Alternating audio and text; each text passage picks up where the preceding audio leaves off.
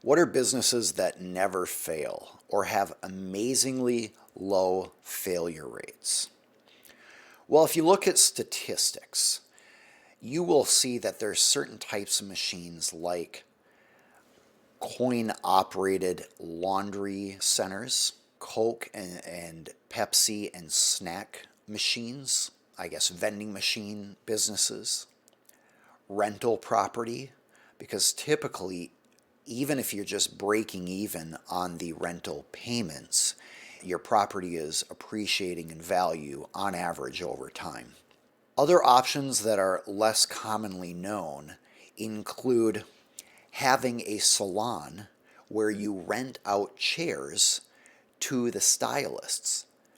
So you are essentially providing an environment where people can rent from you.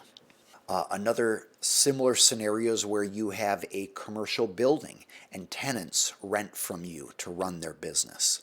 Often those rental arrangements are for a long period of time, and that can be a low risk option. Sometimes co-working spaces can be low risk once they get started and have a vibrant established community, because essentially the owner of the co-working space is renting out desks, offices, or rooms to long-term business tenants. And so that can have a low likelihood of failure. Another option is utility companies. Not easy to get into, but it's fairly well established that a utility company has a monopoly or near monopoly for providing gas or electricity or cable and internet services. So that's another example. Those examples aren't really helpful if you don't want to go into one of those industries or niches. And so perhaps a more helpful response to finding a business that has a low failure rate is to look for a business in any industry that has a moat around it.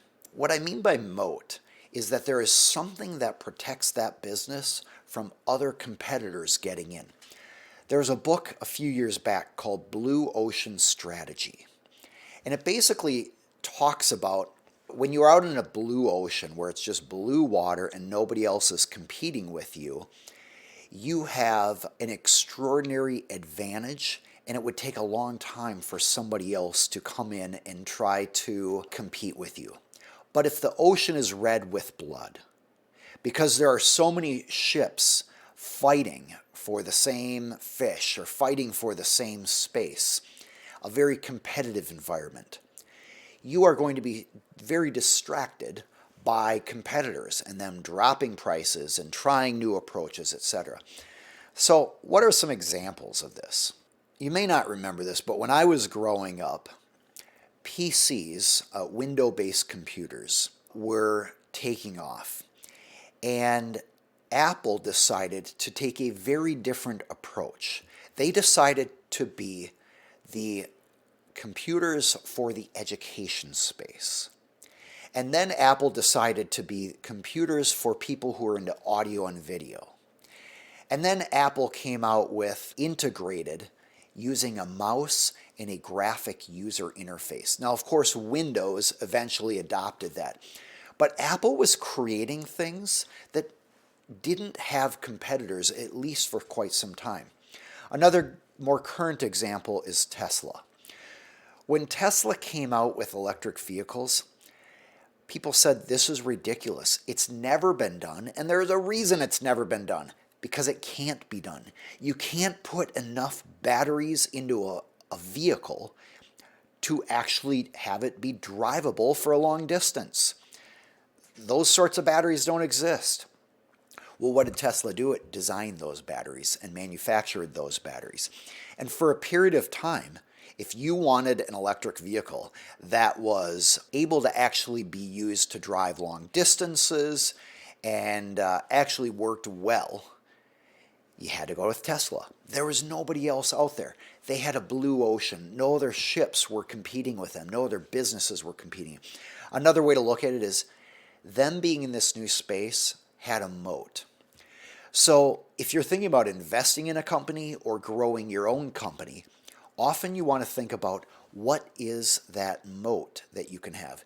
Because if you go into a space and your only approach to competition is a better price or we're going to get to the customers first, it's really tough.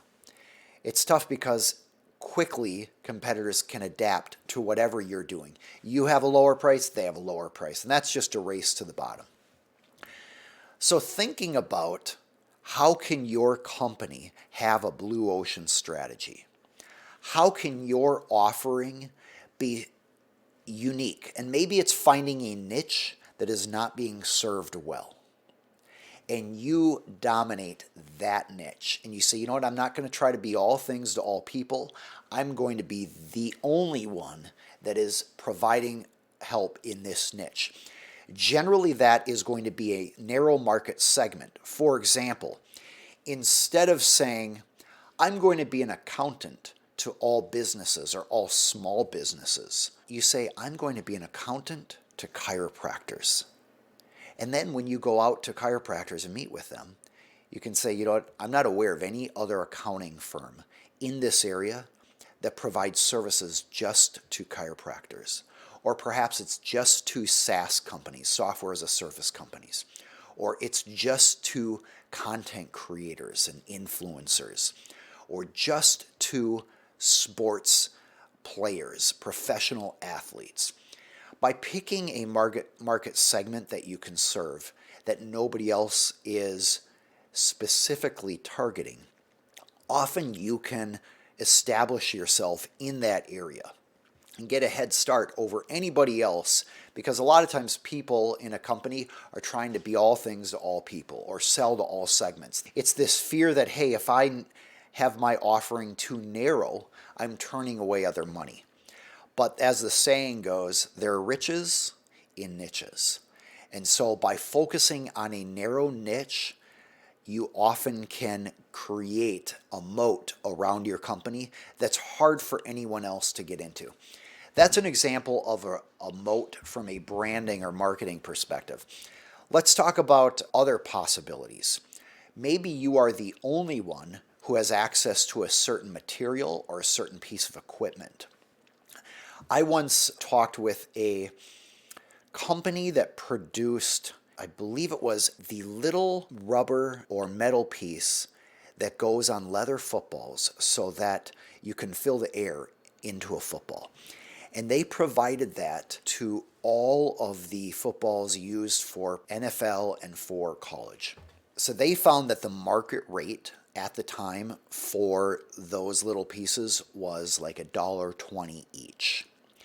But they made a strategic decision to sell it for about 30 cents a piece. And they did that because they offered such a low price that nobody else would even think about getting into the space.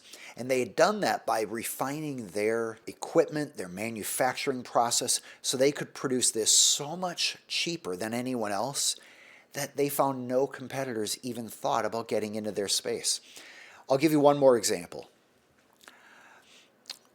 There is a business who provides testing services to computer motherboards that go on satellites and other high-tech equipment that either handles extreme cold, extreme heat, or extreme vibration.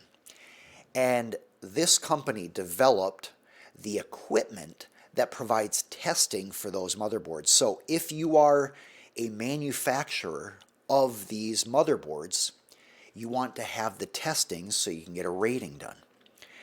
This company created the unique equipment that does this. It costs hundreds of thousands of dollars to do this, and it would take a long time of research and development for anyone else to create this equipment. They kept it highly confidential what was in this equipment. And so they used trade secret rather than patent protection for this equipment, because patent protection means you have to register a patent, and now the public knows, they can just read the patent and see how you're using this equipment. So this equipment was used for testing, and nobody else could compete with them because anybody else would need to develop very expensive equipment and spend years in research and development. And nobody even had access to this testing equipment because it was a closely kept secret within this company. And so the services of testing motherboards that will handle extreme heat, cold, and vibration was only done by this single company. That is an example of a moat, a metaphorical moat, where nobody else can really get into this space, and this company could continue to increase its prices and continue to provide services because motherboard manufacturers had to use those services to ensure that their motherboards were ready for the extreme scenarios that would be presented by the manufacturer's customers, like satellite makers. All right, so when I look at, going back to the original question, how do you find businesses that will never fail? There, of course, are niches out there and industries out there where you can find that, but I think of looking at a moat.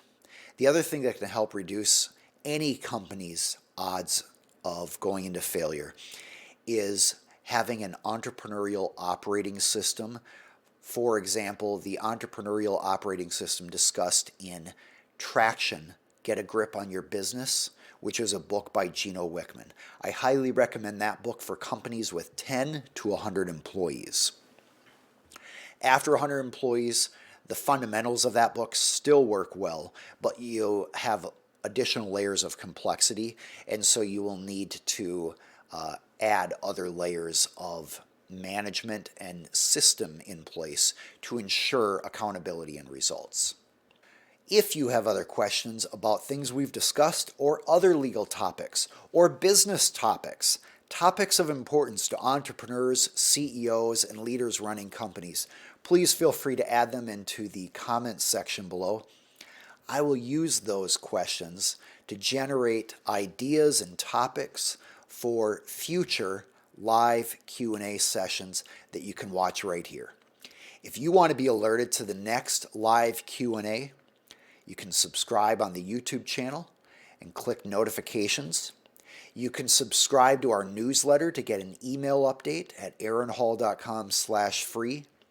Or if you follow us on one of the other social media platforms, you may, if the platform allows it, get some sort of update regarding our next live Q&A.